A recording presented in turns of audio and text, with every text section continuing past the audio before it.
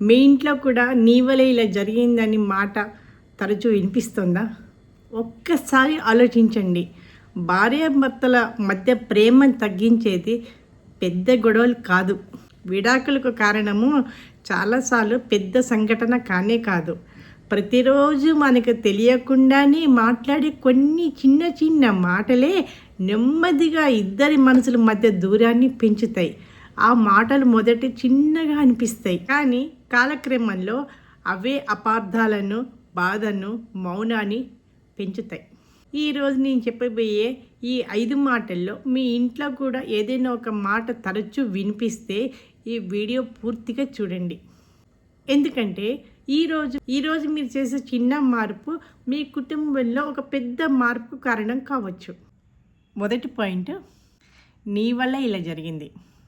దీనికి ఒక చిన్న ఉదాహరణ. భర్త ఆఫీస్ నుంచి ఇంటికి వస్తాడు. అక్కడ పిల్లగాడు పుస్తకాలు పెట్టుంటే హోంవర్క్ చేస్తుండాడు. భార్యని వెంటనే పిలిచి కారణం అడగకుండా, ఇగో నీ వల్లే పిల్లాడు ఇలా తయారయ్యాడు అంటాడు. లేకపోతే భర్త అంటాడు, ఈసారి కరెంటు బిల్లు చాలా వచ్చింది. భార్య అంటుంది, నీ వల్లే ఖర్చులు పెరిగిపోయినాయని. ఇలాంటి మాటలు సమస్యకు పరిష్కారాలు కావు, ఎదుటివారిని తప్పు చేసిన వ్యక్తిగా నిలబడతాయి. మనం కలిసి ఎలా పరిష్కరించుకోవాలి అని అడిగితే, ఇద్దరు ఒకటి అని అనుకుంటే, పరిష్కరించుకోవాలి ఈ సమస్యని అనుకుంటే వాళ్ళిద్దరు ఒక టీమ్గా కూర్చొని ఆలోచిస్తారు. పిల్లగాడి హోంవర్క్ అని, కరెంటు బిల్లు ఎందుకు వస్తుందని ఇద్దరు కూర్చొని డిస్కస్ చేస్తే సమస్య ఏమిటో తెలిసిపోతుంది. ఇకపోతే మూడో తప్పు, కృతజ్ఞత చెప్పకపోవడము. ఉదాహరణకు, భార్యకు జ్వరం ఉన్నా ఇంటి పనులన్నీ పూర్తి చేసిందనుకోండి, పిల్లలకి భర్తకి టిఫిన్ చేసి వంట చేసి పెట్టి పిల్లల్ని రెడీ చేసి స్కూల్కి పంపించి ఈ విధంగా ఇంటి పని మొత్తం చేసిందనుకోండి, భర్త ఒక మాట కూడా అన్నాడు, క్యారేజ్ పట్టుకొని వెళ్ళిపోయాడు అనుకోండి ఆఫీస్కి, చాలా బాధపడుతుంది ఆమె.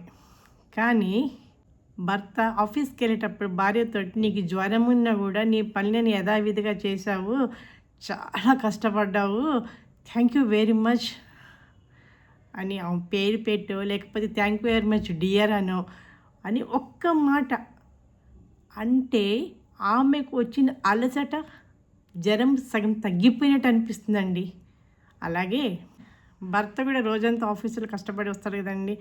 రాగానే భార్య ప్రాబ్లమ్స్ ఏమైనా ఉంటే, పిల్లల గురించి ఏమైనా ఉంటే చెప్పకుండా, రండి అలసిపోయినట్టున్నారు, బాగా మొహంలో అలసట కనిపిస్తుంది, ఫ్రెష్ అయ్యి రండి, మీకు టిఫిన్ లేకపోతే స్నాక్స్, కాఫీ ఆర్ టీ ఏది తాగితే అది ఇస్తామని చెప్పి ఇవ్వండి.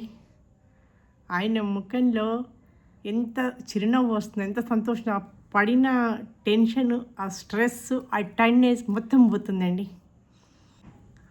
నాలుగో తప్పు ఏమిటంటే, కలిసి సమయం గడపకపోవడం. ఉదాహరణకు, రాత్రి భోజనం అయ్యాక భార్య ఫోన్లో రీల్ చూస్తూ కూర్చోవడము, భర్త టీవీ చూస్తుంటాడు.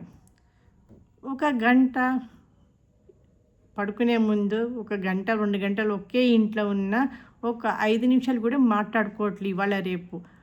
అలాగ ఫోను టీవీ ముందు కూర్చోకుండా ఇద్దరు కూర్చొని ఈరోజు ఎలా గడిచింది, ఇంట్లో ఆఫీస్లో ఎలా గడిచింది అని ఒక 10 నిమిషాలు మనసిప్పి మాట్లాడుకున్నారనుకోండి, ఆ భార్యాభర్తల బంధం అనేది బలపడుతుంది.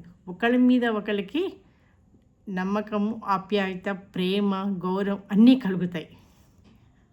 ఐదో తప్పు, ఇతరులతో పోల్చడం. కొంతమంది ప్రతిదానికి ఇతరులతో పోలుస్తుంటారండి.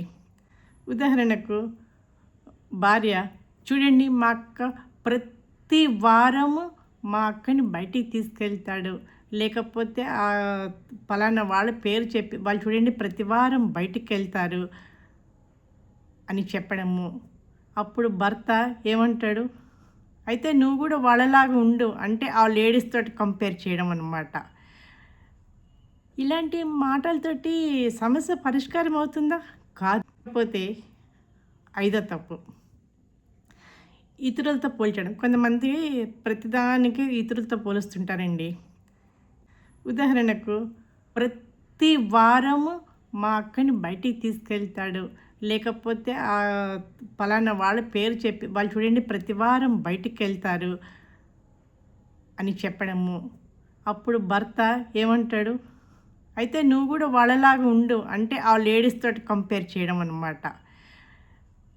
ఇలాంటి మాటలతోటి సమస్య పరిష్కారం అవుతుందా? పోల్చడం బదులు భార్య అడిగే విధానం ఎలా ఉండాలంటే, మనం వచ్చే ఆదివారం ఎటైనా వెళ్దామండి, మీకు ఏమైనా పని ఉందా అండి అని అడిగితే అది ప్రేమను పెంచుతుంది.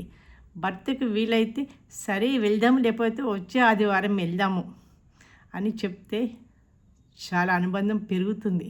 ఒక ధన్యవాదాలు అంటే ఒక థ్యాంక్స్ అనే మాట, నువ్వు చాలా కష్టపడుతున్నావు అనే మాట భార్యాభర్తల బంధాన్ని మరింత బలపరుస్తుంది.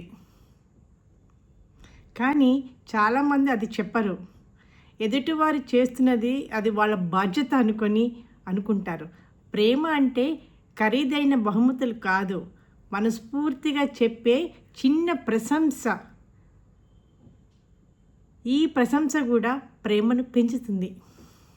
కృతజ్ఞత చెప్పడము చిన్న విషయం కాదు, అది ప్రేమను పెంచే ఒక గొప్ప అలవాటు. ఇక చివరికి స్నేహితులారా, భార్యాభర్తల బంధము పెద్ద పెద్ద త్యాగాల వల్ల రాదు.